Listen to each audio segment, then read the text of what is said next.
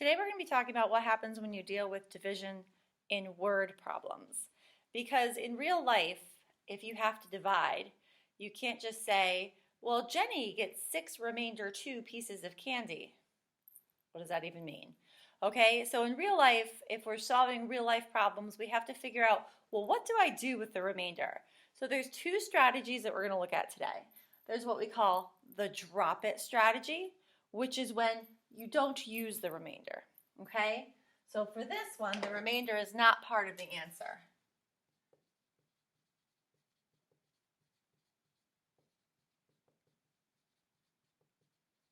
Okay, so you're going to drop it. And we're going to talk about this one first. So we're going to look at this problem first. And I'm going to scoochie my camera over this way a little bit so you guys can see it better.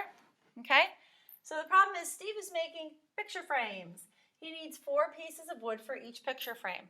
Okay, makes sense. He has 27 pieces of wood. How many frames can he make? Well, in this case, first of all, let's break down the problem. We underline the problem. How many frames can he make? Okay, what does it tell us about frames? It tells us he needs 4 pieces of wood for each frame. Okay, so 4 pieces for each frame. What do I know about the wood?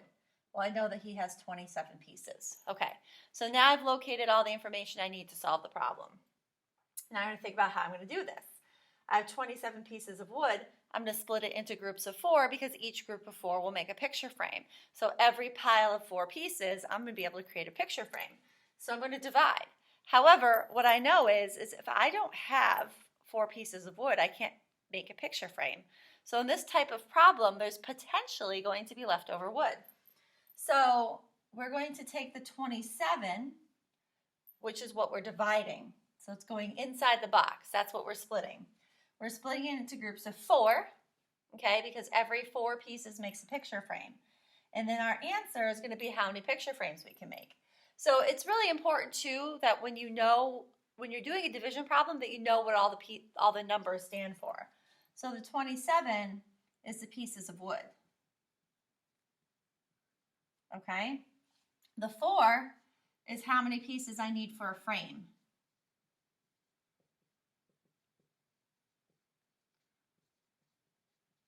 Okay? And then the answer is going to be, so my quotient is going to be how many frames I can make. All right, so it's really important when you're doing a division problem to kind of sit back and think, what do each of these numbers actually stand for? So now that we've kind of straightened that out, we're going to go ahead and get started. All right, so 4 cannot go into 2, but 4 can go into 27. 4 times 6 is 24, so it can go in 6 times, and I have a leftover of 3. My 3 is smaller than my 4. So what is my leftover? I need to know this. If this is pieces of wood, then the 3 means that I have 3 leftover pieces of wood.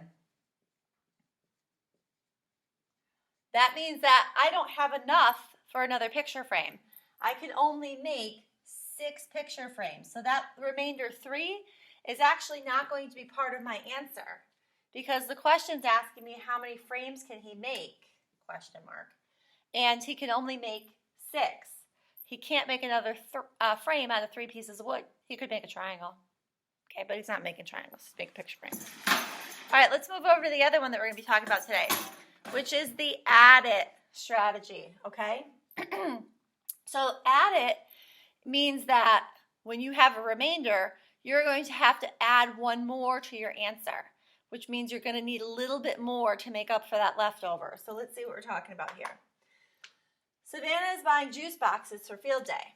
The juice comes in boxes of 12, and there are 356 students. How many boxes will she have to buy for each person to get 1 juice box? So my question, how many boxes will she have to buy for each person to get 1 juice box? Okay, each person. What do I know about people? 365 students. What do I know about juice boxes? The juice comes in boxes of 12. Okay, so in order to figure out how many boxes I I need to take the 356 students, so this is my number of students, and I need to divide it by 12 because every group of 12 is going to be one box. So this is how many juice are in a box. So I get 12 juice boxes in one box. And then the answer up here is going to be how many boxes I'm going to need to get. Okay? So let's go ahead and see if we can work this out. So 12 does not go into 3, right? One at a time. But 12 will go into 35. I know 12 times 3 is 36, but that's too big. So I'm going to have to go 12 times 2. So 12 times 2 is 24. I have, almost could have had another box right there. Okay, so I'm going to keep going because this number is smaller than this.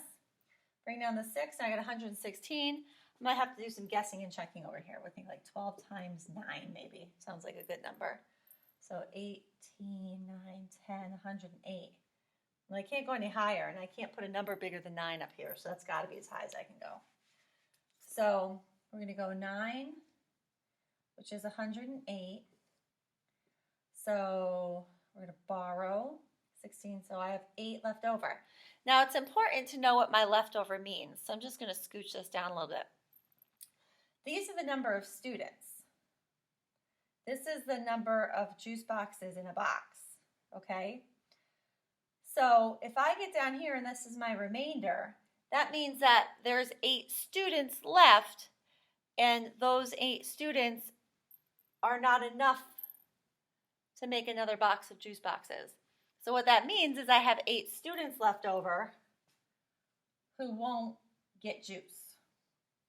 So if I buy 29 juice boxes or 29 boxes of juice, that means there'll be enough in there to give juice to all but 8 kids. So, right, we do that at field day all the time, right? There's 8 kids and we're like, sorry, not enough juice. No, what do we have to do? Well, if this is real life, logically what would happen is because there are 8 other kids, I'm going to have to add 1 more. That's where we get the add it from. I have to add 1 more to my answer to make up for the leftover. So I can't let these 8 kids go without a juice box. So I'm going to have to buy another box of 12, even though that means I'll have some leftover juices. So my real answer is I'm going to need 30 boxes of juice.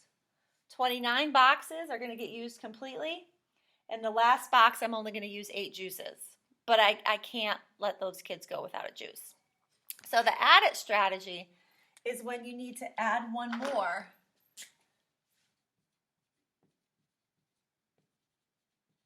to the quotient, because you need to get 1 more of something so that you have enough. And those are our 2 division strategies for today.